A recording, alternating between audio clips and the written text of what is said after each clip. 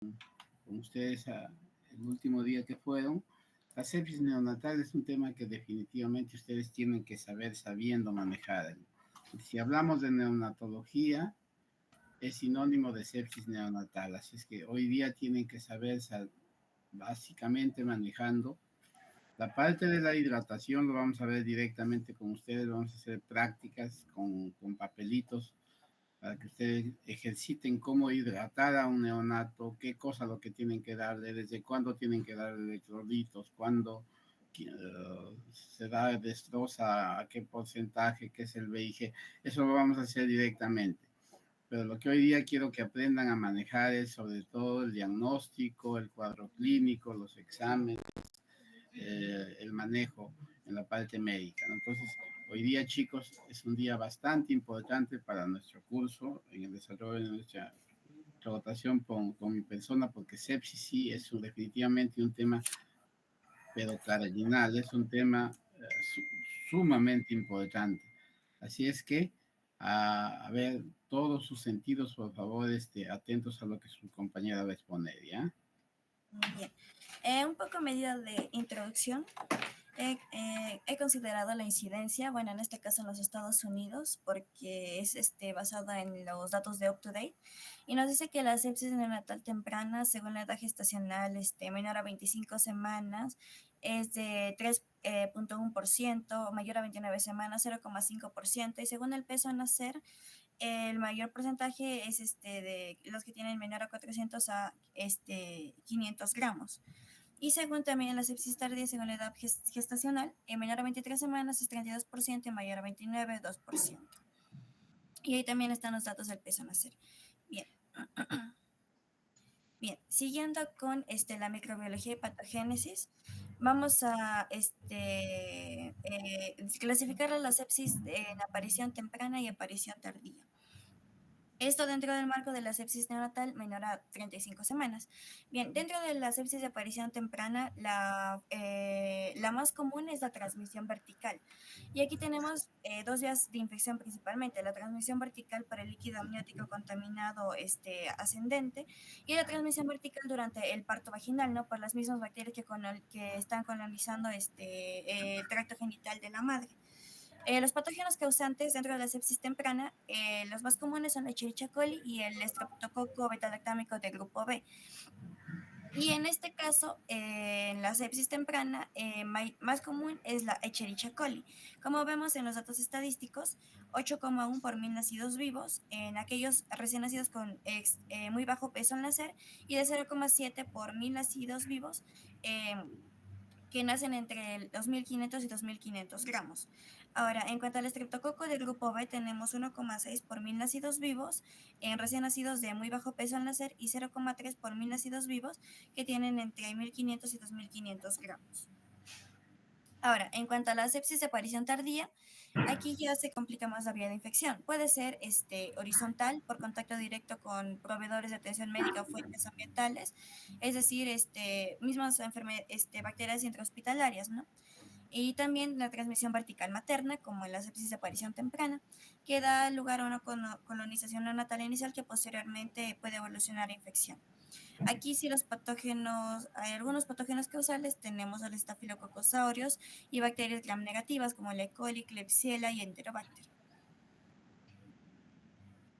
Y como podemos ver, ahí están los porcentajes de cada uno de ellos. Ahora, vamos a hablar acerca de los factores de riesgo. Dentro de los factores de riesgo, el más importante son aquellos asociados con la prematuridad de recién nacido, ya que en estos casos hay un estado de inmunosupresión y una barrera mucosa epitelial inmadura. Esto quiere decir que en el estado de inmunodepresión va a haber niveles bajos de inmunoglobulina G materna circulante debido a la menor probabilidad de transferencia placentaria en el tercer trimestre. Y también debido a la opsonización y fusiones de complementos reducidas que también van a causar una disminución de las defensas. Ahora, la barrera mucosa epitelial inmadura, esto quiere decir que la piel y la mucosa son delgadas y se degradan con facilidad y ofrecen una protección mínima. Ahora, también puede haber diversos factores de riesgo asociados a las intervenciones, como por ejemplo los dispositivos invasivos, ¿no? como ocurre por la alteración de la piel o mucosas intacta debido a procedimientos invasivos, y es más probable que ocurra en neonatos más prematuros y aumente el riesgo de infección, en particular sepsis de inicio tardío. Este incluye el uso de dispositivos invasivos como catéteres venosos centrales, catéteres arteriales, catéteres urinarios y tubos endotraqueales. Por otro lado, también alguna de las intervenciones que pueden provocar sepsis es la nutrición parenteral. Aquella administrada a través de un catéter venoso central también se puede asociar a un mayor riesgo de sepsis. Y la Belén, administración de líquidos, ¿sí? Dime. Belén, disculpa, no está pasando tu diapositiva. ¿No? No, se ha Ay, quedado en incidencia nada más. ay, no me digas eso. Hola. ¿Sabes cómo hacerlo para que Sí. pueda pasar? Ahorita le Ya. acabas de pasar, o sea, sí le regresaste. Ujú. Ajá, ahí sí avanzó. No, pero cuando lo presento no pasa, ¿no? O sea, ahí no se pasa. No, ahí no se pasa. Ah, ya no puede ser. Hola. Doctor. Hola.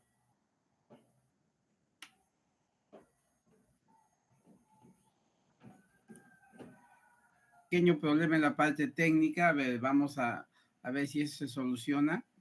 Pero yo quisiera aprovechar, ya que hemos comentado un poco acerca de esto, acerca de la incidencia, sobre todo de lo que es la sepsis neonatal, ¿no? Entonces, básicamente acerca de la incidencia de la sepsis neonatal temprana. El principal agente, como ya les comenté cuando hacíamos la rotación, es el Streptococcus betemolítico del grupo B o Streptococcus agalactiae. A ver, Alexia, ¿por qué en el mundo actualmente está disminuyendo la incidencia de sepsis neonatal temprana debido a Streptococcus betemolítico del grupo B?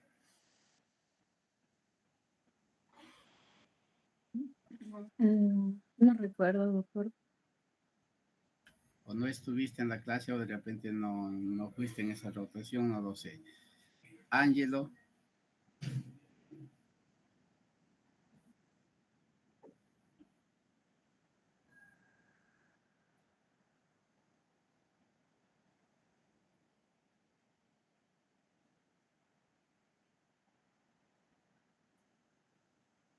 Uh-huh.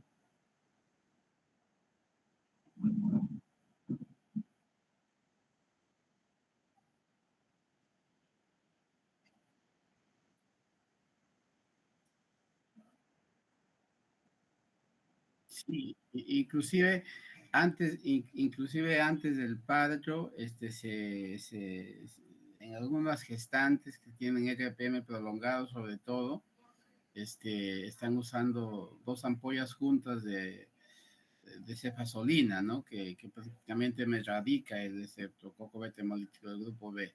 Entonces, fíjense ustedes, a nivel mundial ya se están tomando medidas profilácticas para prevenir la infección de este primer agente, que es el Streptococcus betemolítico del grupo B o Agalactiae, de tal manera que la incidencia de la sepsis neonatal temprana en algunos países lo han encontrado que ya no es el Agalactiae, sino más bien es el E. coli, ya sea en niños pretérmino o en niños a término, porque siempre en niños pretérminos moderados para abajo, siempre la primera causa de sepsis neonatal temprana ha sido E. coli, no el Agalactiae. El Agalactiae, como ya les dije, básicamente es el primer agente causal de los niños con prematuros tardíos que van de los 34 semanas hacia arriba, ¿no? Y de todos los niños a término. Entonces, eso es bastante importante para tener en cuenta acerca de la incidencia de la sepsis neonatal temprana y su disminución bastante marcada en algunos países debido a estas medidas profilácticas. En el Perú lamentablemente no se está haciendo. Lo que se hace es, como dijo el doctor, en el tercer trimestre se hace un hisopado de la zona entre la zona anal y la zona vaginal. De esa zona se hace un hisopado y se somete a pruebas antigénicas, no se cultiva, se somete a pruebas antigénicas. Y las gestantes que son portadoras de este germen, que generalmente son asintomáticas, se les da su tratamiento y de esta manera ha disminuido mucho la incidencia de esta bacteria, ¿no? Muy bien, a ver, vayamos, doctora, si es que pasan tus diapositivas, continúa con tu... Sí, me confirman, por favor. ¿Sí se puede pasar? Sí, Allí. sí, ya se veía. Ya. Ok, entonces, ¿empiezo de nuevo o continúo? No, sigue nomás con factores de riesgo, no hay problema. Ok, ya. Entonces se me quedan las intervenciones. También dentro de las intervenciones está el bloqueo de ácido gástrico, el uso de bloqueadores de receptor de histamina 2 o inhibidores de la bomba de protones, como el omeprazol, se asocia con un mayor riesgo de sepsis también.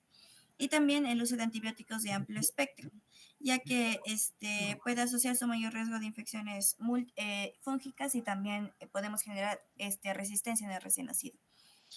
Por otro lado, también tenemos factores de riesgo maternos de infección intraamniótica, como la coriamnitis clínica, trabajo de parto prematuro espontáneo, parto prematuro debido a insuficiencia cervical o rotura prematura de membranas, y a la colonización materna por el estreptococo beta-lactámico de grupo B. Luego, en las manifestaciones clínicas tenemos algunos signos y síntomas y también generales y algunos casos de sepsis grave y shock séptico.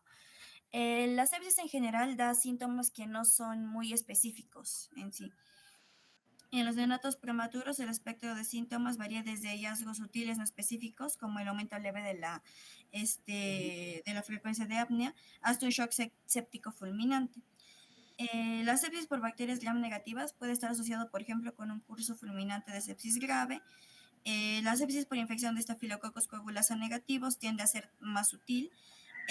Y también algunos de los síntomas y signos generales incluyen dificultad respiratoria que varían desde una taquimia leve hasta una insuficiencia respiratoria. También puede necesitar una mayor necesidad de asistencia respiratoria.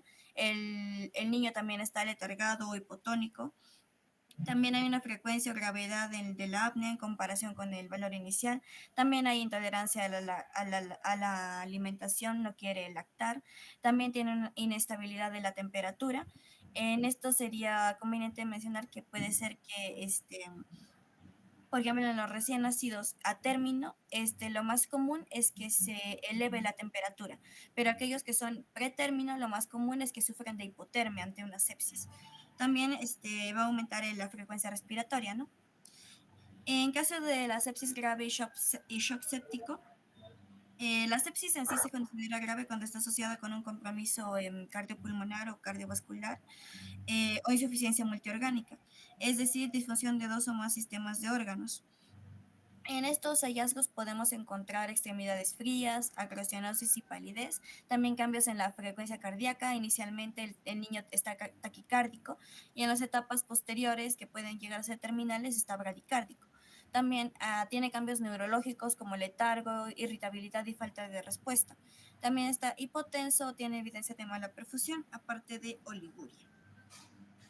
Ya, antes que pases, doctorita Gabriela, que está muy bien tu exposición, a ver, Darwin, como que vamos haciendo un poquito de memoria de lo que hemos comentado. La doctora dijo que los niños, mientras más prematuros sean, su sistema inmune es menos maduro, de tal manera que son más inmunosuprimidos y más propensos a las infecciones, debido a que hay inmadurez inmunológica. ¿Qué pasa con esa inmadurez inmunológica, Darwin? Porque eso lo comentamos ese día. A ver, coméntanos un poquito. Buenos días, doctor. Respecto a la inmadurez inmunológica. Ya. Bueno, nos dijo que principalmente se contagiaba debido a la parte uterina. ¿A eso se refiere cuando el bebito todavía está en la parte uterina o no le entiendo muy bien su pregunta? No, cuando un niño nace o prematuro o no prematuro, pero la inmunidad, mientras el niño sea más prematuro, es mayor. la inmunodeficiencia. Entonces, ¿cuáles serían los factores que contribuyen para que este niño sea inmunodeficiente en relación a un adulto? Los factores. Mm, no recuerdo, doctor, esa parte. Víctor.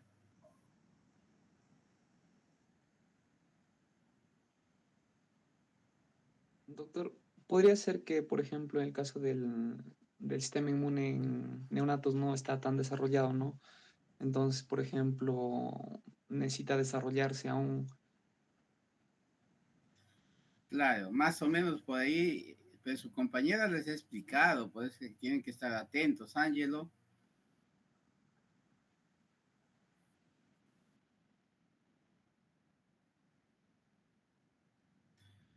No, estamos hablando del sistema inmune y su compañera dijo, el neonato es inmunosuprimido porque tiene poca inmunoglobulina G, no le pasa a la madre suficientes cantidades de inmunoglobulina G.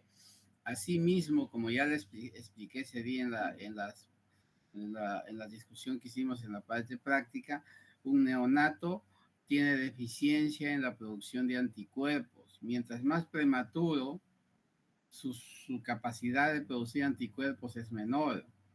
Asimismo, el sistema de complemento también todavía es deficiente. Y el sistema de complemento sirve básicamente para la opsonización, y eso lo mencionó Gabriela. De repente ustedes ya no se acuerdan para qué sirve la opsonización. La opsonización sirve, esos son unos componentes del complemento que se fijan a la pared de la bacteria y permiten que el macrófago lo fagocite. Es decir, son unas especies de ganchitos que se ubican alrededor de la pared de la bacteria y facilitan la fagocitosis. Por eso es que los neonatos son deficientes porque no tienen suficiente opsonización, porque su sistema de complemento también es inmaduro. Son más sensibles sobre todo las bacterias encapsuladas, porque las bacterias encapsuladas son bacterias que tienen más defensas, más capacidad de penetrar a los tejidos e invadir a los organismos. Dentro de estos organismos encapsulados justamente está el estreptococo beta hemolítico del grupo B, por eso es que es uno de los agentes más agresivos en este tipo de pacientes, ¿no? Muy bien. Por otro lado, la doctora estuvo hablando del cuadro clínico. Como ya les decía, el cuadro clínico de un paciente neonato nos da síntomas muy generales, a veces imperceptibles, a veces hay que ser bastante minuciosos. El niño puede hacer apneas y nosotros ni siquiera nos damos cuenta. ¿Alguien me puede definir apnea? ¿Qué significa apnea? Porque una cosa es una pausa respiratoria y otra cosa es el apnea. Entonces, chicos, desde nuestro pregrado vayamos aprendiendo cosas importantes, porque esto es bastante importante, ¿no? ¿En qué se diferencia una pausa respiratoria de una apnea? A ver, eso es para ti, Gabriela. Según lo que sabía, doctor, era cuando él no respiraba en sí, disminuía demasiado la frecuencia respiratoria o ya no se encontraba. Por 1 hora, por 2 horas, por 1 minuto, ¿cómo es la definición? Porque tiene que ser una definición, pues, Así, el tiempo no lo sé. ¿alguien del grupo que quiera apoyar? Doctor, bueno, se dice que el apnea es una pausa respiratoria de al menos 20 segundos, ¿no? Y que puede estar acompañado en sí de una bradicardia. Excelente, excelente. Eso es una apnea, chicos, ¿ya? No significa solamente cese de la respiración, sino es por 20 segundos o más asociado a bradicardia. Porque hay niños que a veces dejan de respirar 5, 6, 7 segundos, 10 segundos, 15 segundos y no se asocian a bradicardia. Estaríamos hablando de una pausa respiratoria, ¿ya? De una pausa respiratoria. Muy bien, chicos. Así entre todos aprendemos, ¿ya? Por una parte, creo que Víctor hizo un comentario acertado, Ángelo también. Bueno, Darwin es un buen alumno, hoy día creo que se le ha ido por ahí una pregunta, pero eso no significa que sea malo. Lo que pasa es que todos hay cosas que no lo sabemos. Yo mismo, ustedes pueden saber muchas cosas que yo no lo sé. Muy bien, sigue nomás doctora. Ok, doctor.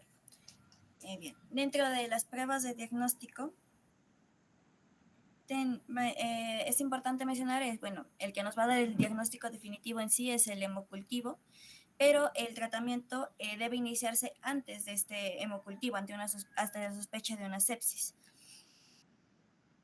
Y el hemocultivo, perdón, lo dije mal. Ante la sospecha de una sepsis se debe obtener un hemocultivo y el tratamiento debe iniciarse después de obtener el hemocultivo para que no haya alteraciones. Este debe ser obtenido mediante punción venosa o arteria o mediante la toma de muestras de un catéter arterial o venoso recién insertado y debe hacerse antes de iniciar el tratamiento con antibióticos. Y mínimo debe ser 1 mililitro de sangre. Ahora, en cuanto al LCR, en la punción lumbar podemos hacerlo si sospechamos de una meningitis. Por ejemplo, en los hallazgos de una meningitis podemos encontrar pleocitosis, que son leucocitos mayor a 15 microlitros con predominio de neutrófilos. También podemos encontrar elevación de proteínas y baja glucosa. Dentro de otros estudios también está el hemograma completo, diagnósticos moleculares, que están muy limitados debido al costo y la poca precisión diagnóstica. El PCR mayor a 1 miligramo por decilitro no se suele usar de forma rutinaria para el diagnóstico. Sin embargo, tiene una sensibilidad del 90%, pero es muy poco específico. El PCR nos sirve más que todo para evaluarlo de manera rutinaria. Es decir, como es un marcador de inflamación, si el PCR en un inicio está bajo y luego aumenta, es probable que sea sepsis o se acercaría más a una sepsis. En cuanto al hemograma, no nos ayuda mucho en caso de sepsis, sobre todo cuando recién nacido está dentro de las 6 horas, debido a que los glóbulos rojos y leucocitos están normalmente elevados dentro de ese tiempo. Muy bien. Ahora, continuando con los neonatos nacidos a las 35 semanas. Mira, vuelve, a ver a tu diapositiva de diagnóstico. Acá, chicos, hay un montón de cosas que puedes desmenuzar en realidad. Entonces, el hemocultivo, como dijo la doctora, es fundamental debido a que solamente con el hemocultivo vamos a dar el diagnóstico de sepsis confirmada, porque sepsis probable, sospecha de sepsis y sepsis confirmada son tres términos que se diferencian, ¿no? Si yo recibo un neonato que su mamá ha tenido infección urinaria, que tiene RPM prolongado o por ahí con alguna otra patología que me haga sospechar en una sepsis, en la coriomionitis materna. Entonces, yo tengo un paciente que sospecho que puede tener sepsis. Encima de eso, de repente el niño está un poco hipoactivo, no succiona bien. Entonces yo digo, en este niño yo tengo una sospecha de sepsis. Es decir, yo no tengo ningún examen de laboratorio todavía, pero ya yo sospecho por los antecedentes, por los factores de riesgo, yo sospecho de que ese niño puede tener sepsis. Entonces yo en ese caso hablo de un diagnóstico de sospecha de sepsis. Pero cuando yo hago los exámenes y los exámenes ya lo corroboran, están alterados, entonces ya yo cambio mi terminología. Yo digo, este niño tiene sepsis probable. Sepsis probable, ¿por qué? Porque ya tiene el laboratorio positivo y ya tiene clínica. Entonces es sepsis probable. Y solamente hablo de sepsis confirmada cuando yo tengo hemocultivo positivo. Entonces, esos tres diagnósticos son uno que otro, tienen bastantes diferencias y es importante que sepan cuándo es una sospecha de sepsis, cuándo es una sepsis probable y cuándo es una sepsis confirmada. En lo que significa el PCR, como ya les dije anteriormente, el PCR es un diagnóstico, es un examen que sí nos sirve, pero cuando lo hacemos seriado. Un examen aislado no nos dice mucho. Por ejemplo, yo tengo un niño que tiene hoy día un PCR de 10, está positivo, mañana le debería de hacer de nuevo un PCR. Si se mantiene en 10 o tiene 20, es un indicador muy sensible de sepsis. El hecho de que el PCR haya aumentado, se haya mantenido alto, eso significa que el niño tiene sepsis. Pero si yo hago hoy día un PCR y encuentro que tiene 20 y mañana le hago y tiene 1, entonces ese niño no tiene sepsis. Me dejo entender. Entonces el PCR sirve cuando lo hago de manera seriada. Por otro lado, tu bibliografía que tú estás presentando, eso depende mucho de cada lugar. Por ejemplo, acá en Paita, el PCR se considera positivo cuando es mayor a cuando es mayor a 6. En Cajamarca lo consideramos cuando es mayor a 10. Y así, eso lo titula cada laboratorio. Eso varía mucho con el laboratorio. Entonces, el PCR es un reactante de fase aguda que sí nos ayuda, pero cuando lo hacemos de manera seriada. Como les decía, la procalcitonina no lo usamos porque en las primeras 24 horas todos los niños tienen una elevación marcada de los reactantes de fase aguda, incluyendo el PCR, o sea, un PCR alto como valor alto, por ejemplo, el primer día de vida no me indica necesariamente sepsis, porque si yo al segundo día ya hago otra prueba de PCR y sale baja, no tiene sepsis. Entonces, el PCR sirve de manera seriada. La procalcitonina no lo usamos mucho en neonatos precoces, pero sí nos puede ayudar en sepsis neonatal tardía. Porque una procalcitonina elevada en una sepsis neonatal tardía sí ya nos indica ya que es un buen indicador.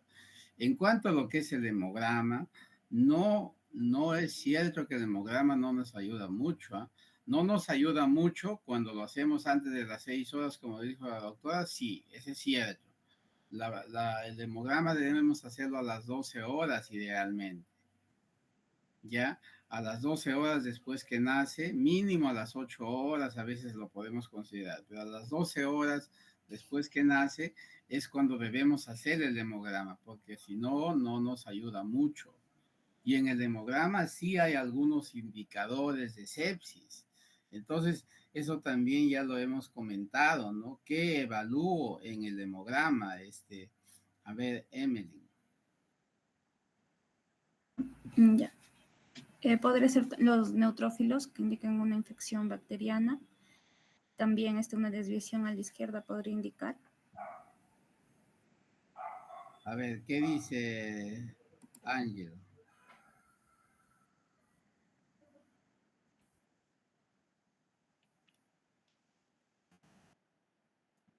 Ya, muy bien.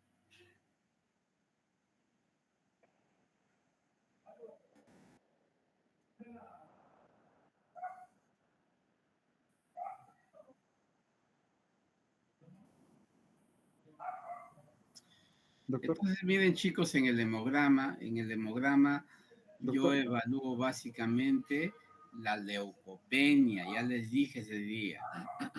Yo tengo leucocitos menos de 5,000, es un signo muy evidente de que ese niño está mal, es un indicador pésimo del estado general de un paciente, la leucopenia.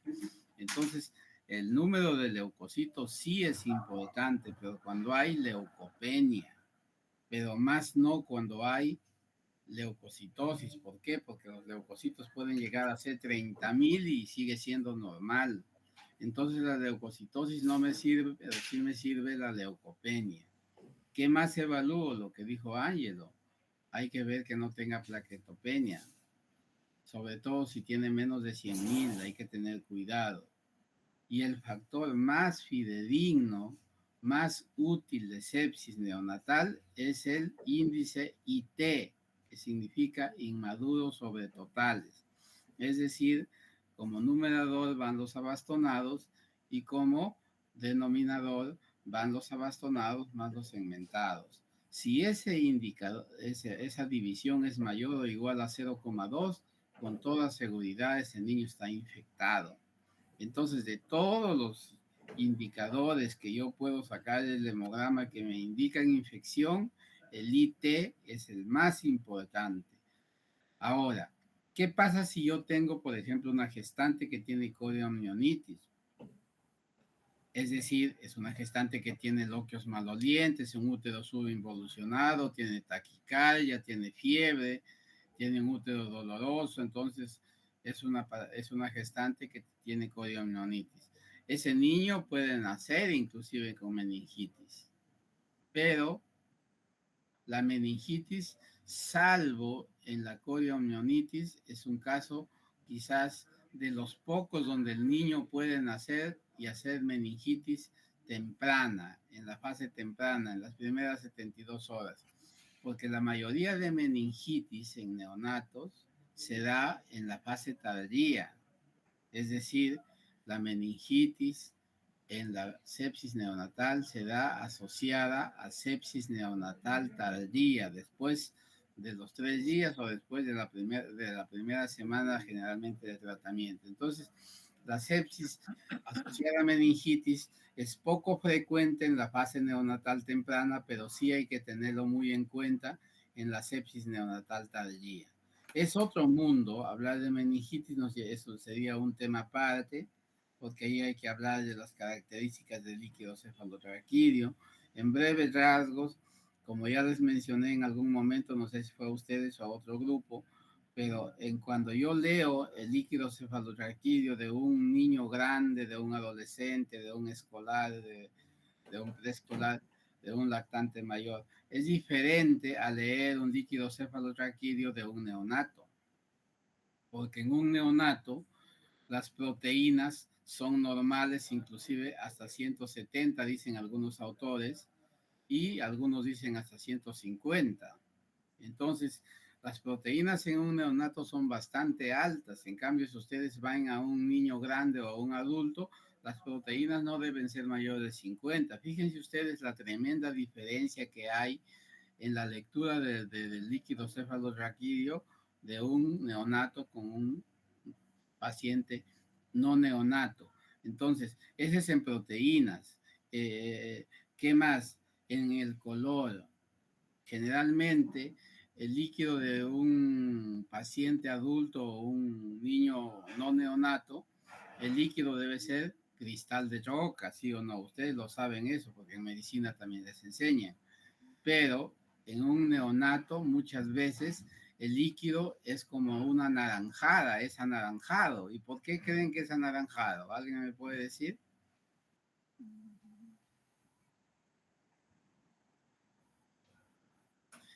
Porque se filtra la bilirrubina y la gran mayoría de niños que tienen sepsis sobre todo están ictéricos. Entonces la bilirrubina se filtra y el líquido cefalorraquídeo sale anaranjado, sale citrino. Y no es que tenga meningitis, sino que se ha filtrado la bilirrubina. Entonces, fíjense ustedes, chicos, la diferencia entre un líquido cefalorraquídeo de un neonato y de un paciente mayor. Entonces, ese es un tema aparte. Abombamiento fontanela, que se ve en el 30% de niños con meningitis, la mayoría no lo tiene. En fin, eso podríamos comentarlo en otra oportunidad. Ahora estamos hablando de sepsis. Sin embargo, no olvidarse que cuando un niño tiene sepsis neonatal tardía, hay que tener en cuenta también la meningitis. Y generalmente cuando tenemos una sepsis neonatal tardía, asociamos medicamentos a dosis MEC. Y si tenemos la posibilidad, ya hacemos punción lumbar, ¿ya? Entonces, ese es en la sepsis neonatal tardía. Muy bien. Entonces, sigue, doctora, con tu exposición. Ok, doctor. Bien, ahora vamos a pasar a hablar acerca de la sepsis que se da en neonatos con 35 semanas o mayor a 35 semanas de gestación. Primero, en la patogenesia, tenemos una sepsis de aparición temprana y tardía también. En la sepsis de aparición temprana, la transmisión vertical sigue siendo la más común por la transmisión vertical de la flora genitourinaria. Igual como lo mencionamos anteriormente, también se asocia el uso de forceps durante el parto y electrodos colocados para la monitorización intrauterina.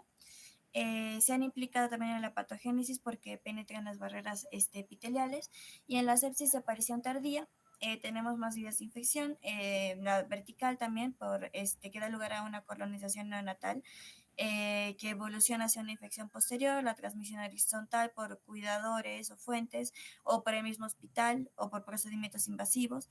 Se asocia con poca frecuencia de complicaciones obstétricas maternas, y es probable que también estos factores, los factores metabólicos como la hipoxia, la acidosis, la hipotermia y los trastornos metabólicos hereditarios como la galactosemia, contribuyen al riesgo y la gravedad de la sepsis neonatal tanto temprana como tardía. Vamos a hablar ahora acerca de la microbiología. Sigue siendo el más común el estreptococo beta hemolítico y la Escherichia coli, aproximadamente 2/3 de las infecciones de aparición temprana. Algunos patógenos bacterianos menos comunes que también tenemos que mencionar: la Listeria monozigotes, Staphylococcus aureus, Enterococcus, otras bacterias gram negativas como la Klebsiella, Enterobacter, la Pseudomonas aeruginosa, sobre todo en aquellos pediátricos que han estado en UCI neonatal, los Staphylococcus coagulosa negativo, que son causas de infecciones hospitalarias en neonatos enfermos, en prematuros o con catéteres intravasculares permanentes, y algunos patógenos no bacterianos que son mucho menos comunes, por ejemplo, el virus del herpes simple, enterovirus, parechovirus y cándida. Dentro de los Doctora, Listeria, ¿qué dijiste? Listeria monocytogenes. Ah, ya. Ya, entonces, en los agentes patógenos, no se olviden ustedes que el primer agente causal es la Galactiae o Streptococcus beta hemolítico de grupo B. Eso son preguntas a veces de NAN, de accidentado. En los niños a término y en los prematuros tardíos, desde las 34 semanas hacia arriba. Pero los prematuros moderados, es decir, menores de 34 semanas, el primer agente causal es E. coli. ¿Ya? La Listeria monocytogenes es un agente importante de sepsis neonatal. Por eso es que usamos un antibiótico que casi nunca dejamos de tenerlo como nuestro pilar de tratamiento. ¿Cuál era ese antibiótico, Víctor?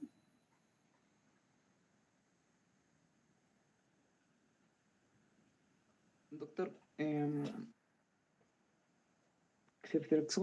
la acitromicina. Acitromicina. Perdón, La ampicilina, doctor. la ampicilina era, disculpa. Ampicilina, pues, la ampicilina. No hay ningún antibiótico en el mundo que sea más efectivo que la ampicilina. La acitromicina podríamos usarlo pensando en una neumonía atípica en un niño post-neonato que puede pasar, porque ahí si se mete Chlamydia trachomatis podemos usar la acitromicina, ¿no? Pero es tema de otro costal. Pero en sepsis neonatal temprana, olvídate, la acitromicina no lo usamos casi nada, nunca. Entonces, es la Listeria monocytogenes. A ver, yo le pongo un punto al que me dice que las características ectoscópicas de un niño que podría tener sepsis neonatal por listeria.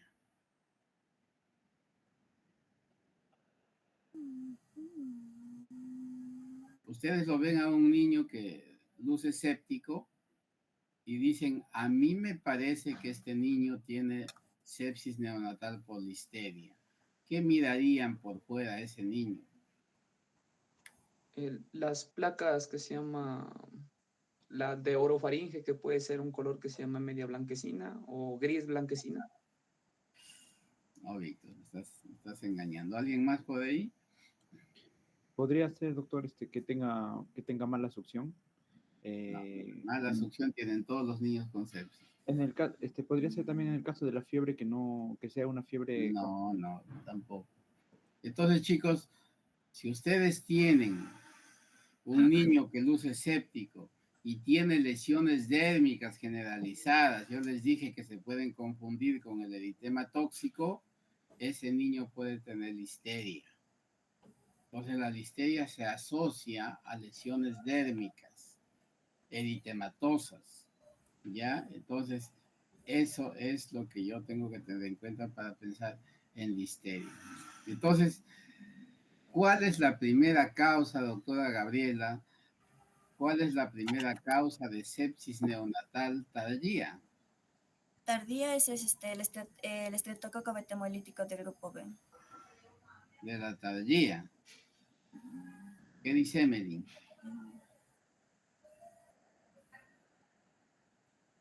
El estafilococcus. ¿Cuál de ellos? Coagulasa negativo. Exacto. No sé si estás viendo en el celular, pero me parece que no. Estoy anotando. Ya. Entonces, la primera, eso les he dicho también cuando hemos pasado visita. La primera causa de sepsis neonatal tardía es el estafilococo epidermidis coagulasa negativo, porque ese está en la piel y ese vive en el hospital y está resistente a múltiples antibióticos. Por eso que cuando yo sospecho de una sepsis neonatal tardía, siempre pienso en estafilococo. ¿Y qué antibiótico no debo de olvidarme, Gabriela? Estafilococo es un gram positivo. ¿Qué antibiótico es imprescindible que yo lo considere debido a su agente No, etiológico en una sepsis neonatal tardía? no sé si ampicilina o vancomicina. No sabes, tú has Eh, preparado el Doctor, tema.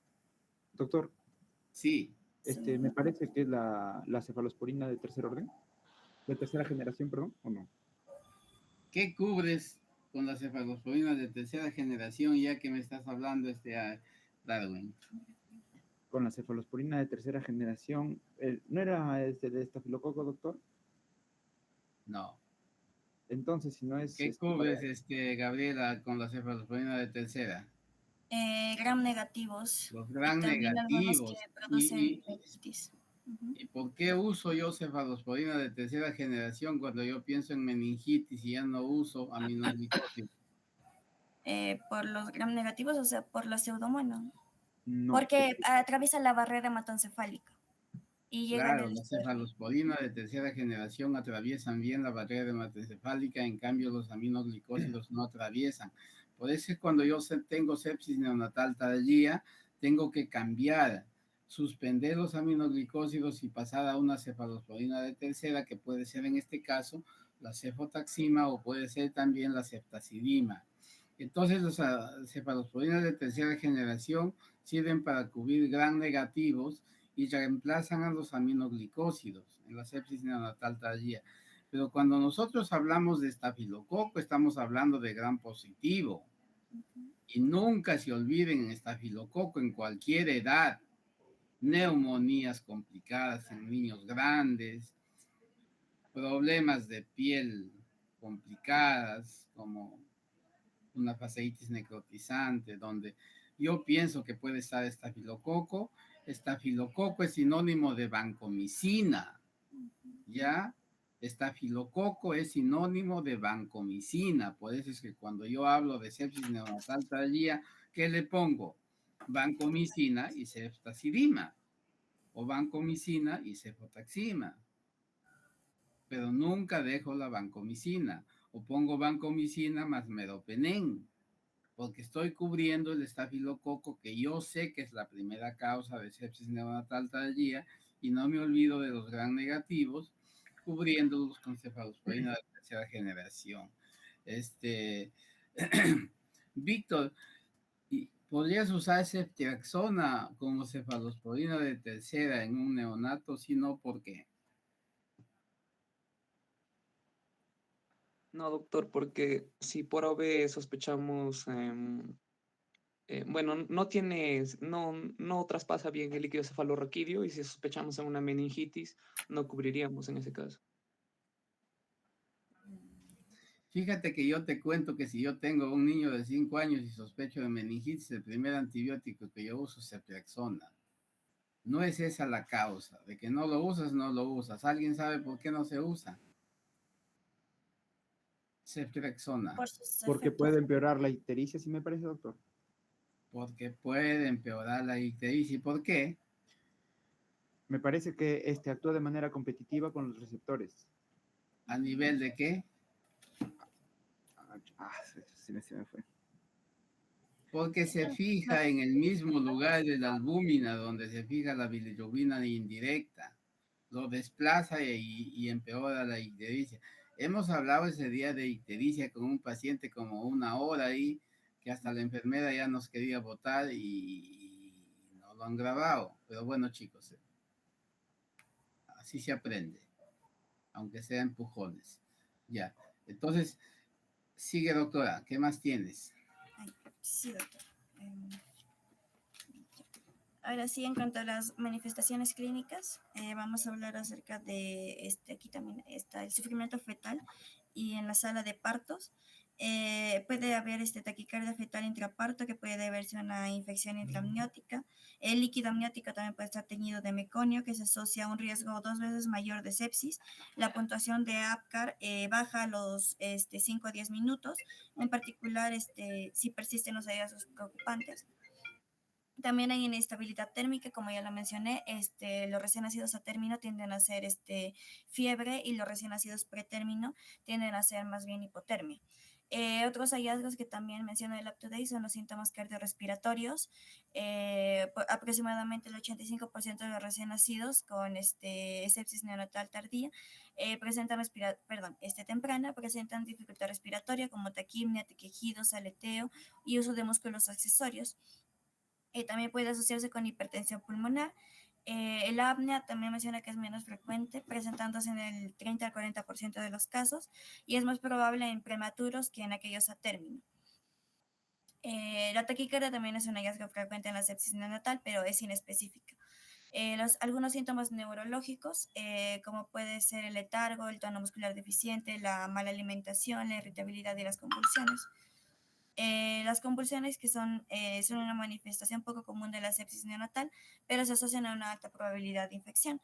Y otros hallazgos, ¿no? Como la ictericia en un 35%, hepatomegalia en un 33%, mala alimentación en un 28%, vómitos en un 25%, distensión abdominal en un 17% y diarrea en un 11%. Y ya. Ahí Y aquí, quedémonos un ratito, doctorita. Ponte que tienes un niño de 6 horas de nacido, sospechas de sepsis, el niño luce mal, está hipoactivo, no succiona, está haciendo fiebre y es un niño a término y convulsiona, ya que hablaste de convulsión. ¿Cuál sería tu primera presunción diagnóstica?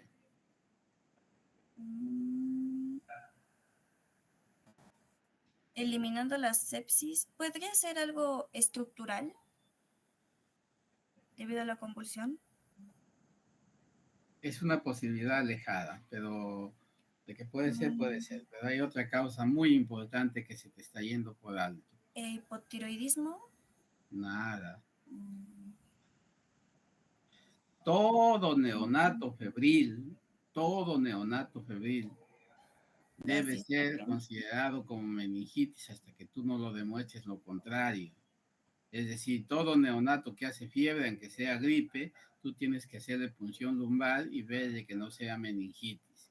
¿Ya? Entonces, lo que sí también estuvo bastante importante que tú mencionaste es que los neonatos a término hacen fiebre, pero los neonatos pretérmino hacen hipotermia. Entonces, todo neonato febril hay que descartar de todas maneras meningitis. ¿Y ustedes saben cuál es la primera causa de fiebre en un neonato a término?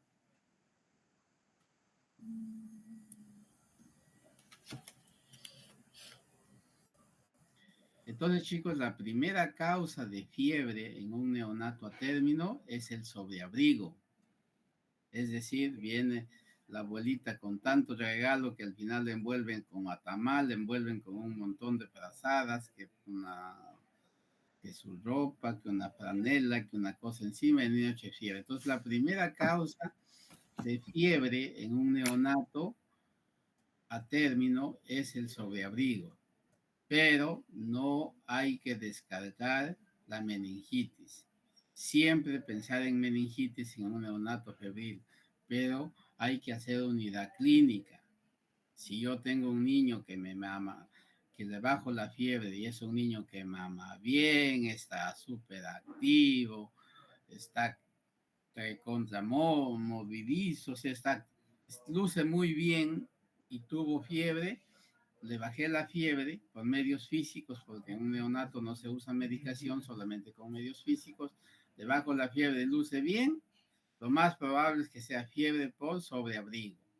Pero si es un neonato que me hace fiebre y encima lo veo medio dormilón, lo veo que luce mal, ese niño puede ser una meningitis y tengo que hospitalizarlo inmediatamente, considerar la punción lumbar y iniciar antibiótico a dosis de meningoencefalitis, que son dosis altas en comparación a la dosis que uso para sepsis. Es muy diferente.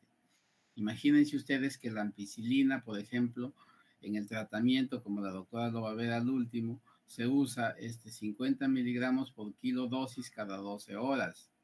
En la meningitis se usa 150 miligramos por kilo dosis cada 12 horas, según los nuevos esquemas. No sé si eso está en el UpToDate, pero se usa 150 miligramos por kilo dosis cada 12 horas, es decir, 300 miligramos por kilo día. En cambio, en sepsis utilizo 50 miligramos por kilo cada 12, es decir, 100 miligramos por kilo día. Es decir, en meningitis estoy usando 2 veces más la dosis que uso para sepsis. Entonces, para pensar en meningitis, hay que pensar también en usar dosis altas. La vancomicina, si yo pienso en sepsis, uso 10 miligramos por kilo, ya sea cada 8 o cada 12. Y si yo pienso en meningitis, le doy 15 miligramos por kilo, ya sea cada 8 o cada 12, según la edad del nacido del niño, y si es o no un prematuro. Eso todo se ve en el Neofax, que ya les pasé también. Entonces, sigue, doctorita. Más bien para las futuras exposiciones, muchachos, en lo que es Neo, usen Gomela, porque el UpToDate no es muy bueno en Neo. Ya usen como agente una fuente bibliográfica Gomela, que está de acceso gratis en el internet. Generalmente la última edición está en inglés, pero ustedes tienen traductores, pues lo traducen rápidamente, no hay problema. Entonces Gomela, úsenme como fuente bibliográfica solamente para esta parte de Neo. Ya para pediatría no hay problema, pueden usar el UpToDate, que es lo mejor que tenemos. Muy bien, sigue, doctora. Ok, doctor. Ya. En cuanto a las pruebas de laboratorio, va a ser igual que en el caso anterior. El hemocultivo nos da el diagnóstico definitivo. La sensibilidad de un solo hemocultivo con 1 mililitro, mayor de 1 mililitro de sangre, puede detectar la bacteria neonatal cercano al 90%, ¿no?, de validez.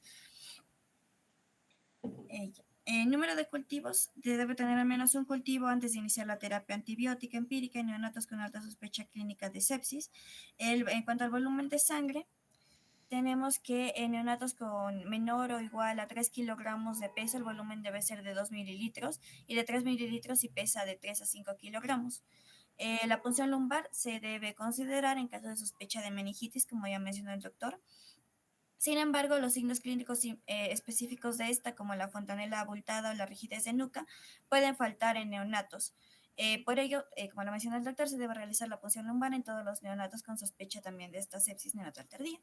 No es necesario en sí en recién nacidos con buen aspecto sometidos a evaluación con base en factores de riesgo identificados, pero sí debe hacerse si el hemocultivo es positivo. El urocultivo, por otro lado, puede hacerse en la sepsis tardía, aquella que es mayor o igual a 72 horas. No es tan necesaria en la sepsis temprana, ya que un urocultivo positivo en este contexto puede reflejar más bien una bacteriemia de alto grado y no una hito aislada. En cuanto al hemograma completo, en sepsis temprana no debe considerarse dentro de la evaluación diagnóstica según el up-to-date, y los hemogramas completos obtenidos entre los 6 y 12 horas después del parto pueden ser más predictivos, como ya lo mencionó el doctor, ya que en las primeras 6 horas de vida el recuento de glóbulos blancos y neutrófilos están normalmente elevados. En la sepsis tardía tampoco menciona el up-to-date que se debe considerarse dentro de en sí de la evaluación diagnóstica, y los hemogramas son menos variables después de las 72 horas de vida. Aquí, como ya mencionó el doctor, deberíamos buscar leucopenia, plaquetopenia, o un isobrete mayor a 0.2, ¿no? Que nos indicaría sepsis. Otros marcadores inflamatorios, como ya mencionamos, la proteína C reactiva, que una sola medición no es de ayuda en el diagnóstico, más bien nos ayudaría a las evaluaciones seriadas. La procalcitonina podría, según el up-to-date, dice que podría usarse para cortar en sí la duración de la terapia con antibióticos, pero no es en sí ningún valor predictivo para el diagnóstico como tal. Por otro lado, otros biomarcadores, como las quimiosinas y las citocinas, pueden también estar aumentadas en sepsis.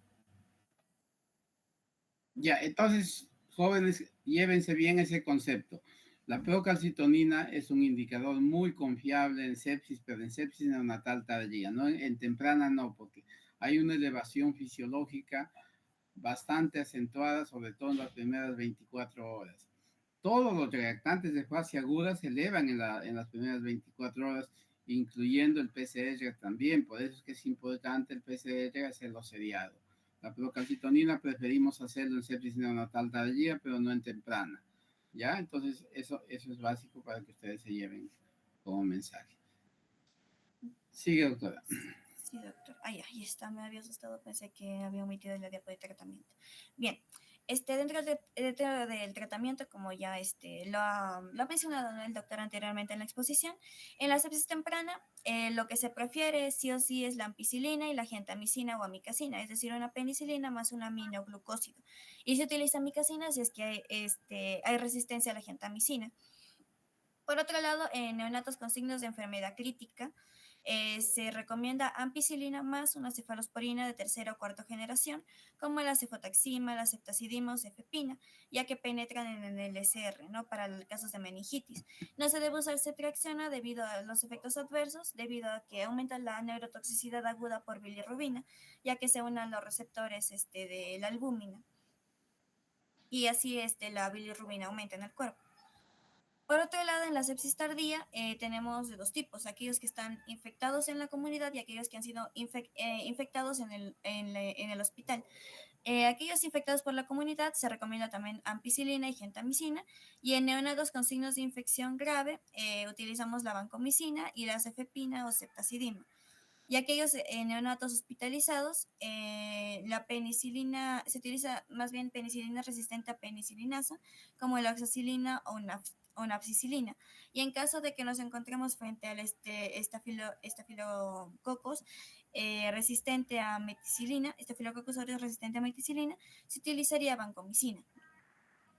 Y la gentamicina se reemplazaría por cefepina o ceftazidima.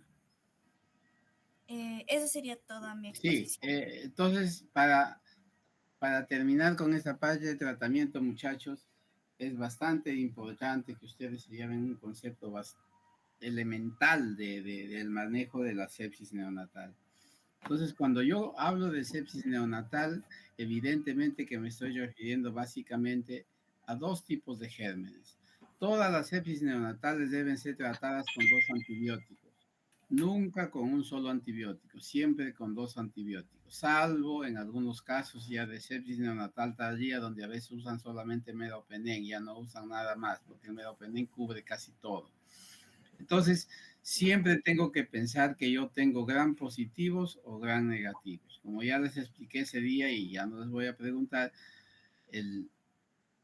las dos bacterias gran positivas son el Streptococcus aureus hemolítico del grupo B o Agalactiae y la Listeria monocitógenes. ¿Y con quién lo estoy atacando? Con la ampicilina, sobre todo para la listeria. Y los gram negativos tenemos E. coli, tenemos Proteus, Klebsiella y todas las enterobacterias que son un montón.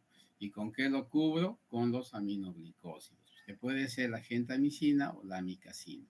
La ampicilina, normalmente la primera semana de vida en recién nacidos a término, la primera semana de vida en sepsis neonatal temprana, lo utilizo a 50 miligramos por kilo dosis cada 12 horas.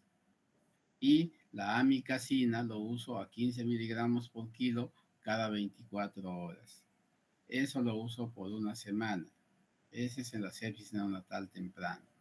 En la sepsis neonatal tardía, mi medicamento de elección tiene que ser la vancomicina, que si es que yo pienso que tiene meningitis, le pongo a 15, y si pienso que no tiene meningitis, le uso a 10 miligramos por kilo dosis cada 8 horas, ¿ya? Cada 8 horas, en el caso de la vancomicina.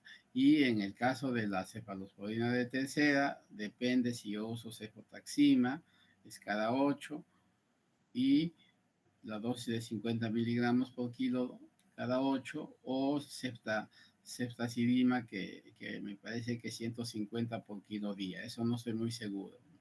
Entonces, hay una cosa bastante importante que mencionó la doctora aquí en la parte de su exposición. Al final ya, es diferente que me venga un niño de su casa después de 20 días que ha nacido en el hospital, le dieron de alta, se fue con su mamá, estuvo bien unos días y de pronto se puso mal, hizo una sepsis neonatal, pero en su casa, extrahospitalaria. Entonces ese niño, cuando llegue al hospital, yo debería usar ampicilina y gentamicina o amicacina. Lo manejo como una sepsis neonatal temprana, porque lo obtuvo en su casa. Pero si yo tengo un niño con sepsis neonatal temprana, le doy su esquema con AMPI y con AMICA, no con AMPI, sí, pues AMPI AMICA, y pasa una semana y el niño no mejora, sigue mal. Entonces yo estoy sospechando que ese niño se ha contagiado con una bacteria intrahospitalaria y me está haciendo una sepsis neonatal tardía. Ahí es donde yo uso vancomicina y cefotaxima, o vancomicina ceftazidima, o vancomicina más meropenem, en un paciente que se mantiene en el hospital, porque quiere decir que ahí se contagió. Entonces, el esquema de usar ampicilina más un aminoglicósido es para la sepsis neonatal temprana y para la sepsis neonatal tardía que viene de su casa. Y a los niños que se mantienen dentro del hospital y no mejoran con el esquema de primera línea, es decir, con AMPI, con aminoglicósido, a esos niños yo le paso a una segunda línea, pero esos niños han estado dentro del hospital y se han contagiado con gérmenes intrahospitalarios, que eso ya cambia totalmente el panorama. ¿Qué pasa si, por ejemplo, yo tengo un paciente que ya completó esquema con AMPI, AMICA por una semana, no mejora, sigue con mal estado general, sus marcadores siguen malos, los rotos de cefalosporina más cefalosporina de tercera, por ejemplo, los rotos le pongo Vancomycina. La vancomicina y la ceftazidima ya generalmente se usa ya no una semana, sino de 10 a 14 días. Pero pasa los 10, 14 días y el niño no mejora. Le puedo pasar a una medicación de tercera línea, le puedo pasar a meropenem, de repente más una quinolona, por ejemplo. Y de pronto el niño empieza a hacer plaquetopenia y no mejora.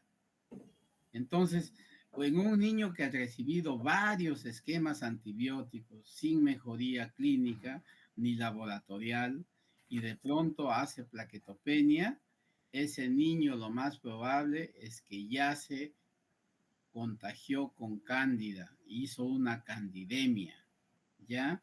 Y ahí el tratamiento ya se hace con fluconazol por 21 días endovenoso.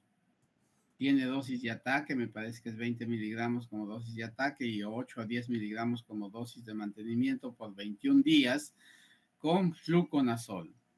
Ya no se usa la anfotericina B que usábamos anteriormente para las candidiasis sistémicas, para los hongos sistémicos, porque tiene mucho efecto colateral. Actualmente estamos usando el fluconazol. Entonces, la candidemia, la infección sistémica por cándida, se asocia al uso múltiple de antibióticos. ¿Por qué? Porque cuando nosotros usamos tanto antibiótico, demasiado antibiótico, estamos barriendo toda la flora. Estamos barriendo toda la flora buena y mala. ¿Y quién se va a aprovechar de que hemos barrido toda la flora? Los hongos. ¿Y quién es la que se aprovecha? Básicamente la Candida albicans. Y eso se va a la sangre y me da una candidemia. Entonces ahí tengo que manejar la sepsis por cándida. ¿Cómo diagnostico yo una candidemia, una sepsis por cándida? Haciendo un examen de orina y poniéndole ahí al costadito buscar IFAS, con H, ¿no? Que es de hongo. Buscar IFAS. Entonces en el laboratorio ya van a saber que ustedes están sospechando de una infección por cándida y si es que sale el resultado abundantes IFAS, ese niño con toda seguridad está haciendo plaquetopenia porque ya está haciendo una candidemia y se maneja con fluconazol. Pero si sale por ahí cándida, una que otra crucecita de manera aislada, eso no es candidemia, porque ustedes saben que la Candida albicans es un microorganismo ubicuo que se encuentra en todas las mucosas en pequeñas cantidades, en la vagina, en el ano, en la boca, en todas las mucosas se encuentra la Cándida de manera natural. Pero si es que salen en el examen de orina abundantes cifras, entonces eso significa que tiene definitivamente una candidemia y lo manejamos con fluconazol y van bien los pacientes, la mayoría mejoran. ¿Ya? Entonces, cuando nosotros tenemos pacientes que tienen ya varios esquemas antibióticos y no mejoran, eso sucede en la unidad de neonatología. Generalmente son pacientes complicados, con bacterias muy resistentes y suelen hacer colestasis. Es otro signo también importante en la sepsis neonatal, la colestasis. Es decir, aumento de las bilirrubinas directas. ¿Utilizaría o no utilizaría fototerapia si es que tengo colestasis? A ver, para ti, Gabriela. La fototerapia, según mencionó, tenía un mecanismo de acción dentro de la misma albúmina, ¿no, doctor? Era para que... ya, había isómeros, si mal no recuerdo. ¿Utilizarías fototerapia si un paciente tiene colestasis o no? Claro, sí puede ser, puede ayudar a degradar la bilirrubina. ¿Qué dice Darwin? Sí se utilizaría, doctor. Sí se utilizaría. Emeline. Creo que no, doctor, porque en la colestasis la bilirrubina que más predomina es la directa y me parece que la fototerapia, bueno, no reaccionaría ante esa fracción, la luz no reaccionaría ante esa bilirrubina. Está contraindicado, chicos, en colestasis. Está contraindicado la fototerapia porque lo empeora. ¿Cuál es el mecanismo de acción de la luz frente a la ictericia? ¿Qué hace la luz cuando un paciente está ictérico? Convierte lo hidroliza. Los isómeros hacen que lo hidrolice para que lo pueda eliminar de manera más sensible. Entonces, chicos, eso ya les expliqué ese día bastante detenido también. Lo que hace la luz es lo convierte a la bilirrubina libre, que es una bilirrubina lipofílica, en una hidrofílica para que se elimine por la orina o por las heces, es decir, convierte una sustancia liposoluble en una hidrosoluble. ¿Y de qué manera lo hace? Haciendo la formación de isómeros, cambiando la configuración de la bilirrubina, indirecta. Le cambia de configuración, eso se llama isomerización, y la bilirrubina de lo que estaba era liposoluble y que se impregnaba en los núcleos basales porque tenían abundantes fosfolípidos. Al volverlo hidrosoluble se van a eliminar fácilmente por la orina o por las heces. Entonces, ese es el mecanismo de acción de la luz frente a la ictericia de los pacientes. Por eso que le damos fototerapia. Les dejé como tarea que me averigüen cuál es la longitud de onda de la luz, la longitud de onda óptima para que sea efectiva la luz en la ictericia. Espero que lo vayan a... Yo sí lo averigüé, doctor. Decía que era una onda no ultravioleta y que se iba de 420 a 480. Más o menos, 420 a 480, inclusive algunos dicen 450 a 470, pero por ahí va. Entonces, esa es la longitud de onda. Y actualmente la luz que más en los países ricos que han inventado, que dice que es mejor que esta, es la del uniforme de las enfermeras. Nunca se olviden qué color es el uniforme de las enfermeras. Turquesa. Turquesa, ¿ya? La luz color turquesa es la que supuestamente es la mejor actualmente, pero no lo tenemos en nuestro país. Tenemos la luz azul, que es una muy buena luz también para eliminar la ictericia, así es que no tenemos por qué quejarnos, es una muy buena luz para los pacientes con ictericia, nos solucionan rápidamente el problema y en la mayoría de casos evitan que hagamos exsanguinos. Sin embargo, si los valores son muy altos, definitivamente tenemos que hacer exsanguino transfusión total, porque no hay manera, si no el paciente va a terminar haciendo kernícteros. Muy bien. Preguntas de sepsis, chicos.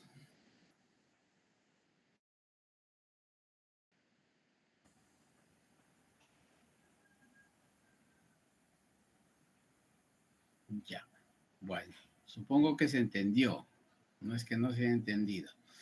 El miércoles ya normalmente yo no tengo en el hospital, pero voy a ir por ustedes también en la mañana a hacer vamos a visitar ya, a aplicarnos a ver neonatos, así es que vayan estudiando bien todos sus temas. Y si tenemos tiempo, el miércoles expone uno más, ya, expone un tema más, uno de ustedes, para que no nos atrasemos, ¿ya? Me preocupa que dicen que va a haber huelga de transportistas, va a haber bloqueos. Eso es lo que me está preocupando. Ojalá que no sea el caso, porque ahí sí que me friegan todo, porque yo llego a las 5 de la mañana a Cajamarca. Pero bueno, estaremos